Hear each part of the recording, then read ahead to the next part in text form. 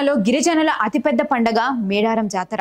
ఈ జాతరలో సమ్మక్క సారలమ్మలను దర్శించుకొని టన్నుల కొద్ది బెల్లాన్ని సమర్పిస్తుంటారు భక్తులు. సమ్మక్క సారక్క గద్దెల దగ్గర ఎటు చూసినా బంగారమే కనిపిస్తుంది. అమ్మవార్లకు బెల్లాన్ని సమర్పిస్తే తమ కష్టాలన్నీ తొలగిపోతాయని, తమ కుటుంబాన్ని అమ్మ క్షేమంగా చూసుకుంటుందంటూ చాలా మంది భక్తులు నమ్ముతుంటారు. ఈ సాంప్రదాయం కాకతీయుల కాలం నుండే కొనసాగుతూ వస్తోంది. అయితే ఇక్కడ బెల్లాన్ని బంగారం అని పిలవడానికి అనేక కారణాలున్నాయి.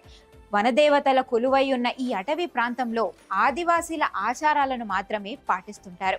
ఆదివాసీలకు బెల్లం, ఉప్పు అంటే చాలా ఇష్టమట. అందుకే వీటిని ఇతర ప్రాంతాల నుండి దిగుమతి చేసుకునేవారు. అమ్మవారికి బెల్లం నైవేద్యంగా సమర్పించేవారు. కాలక్రమేణా జరిగిన మార్పుల వల్ల దీన్ని బంగారంగా పిలుస్తున్నారని కొందరు చెబుతుంటారు.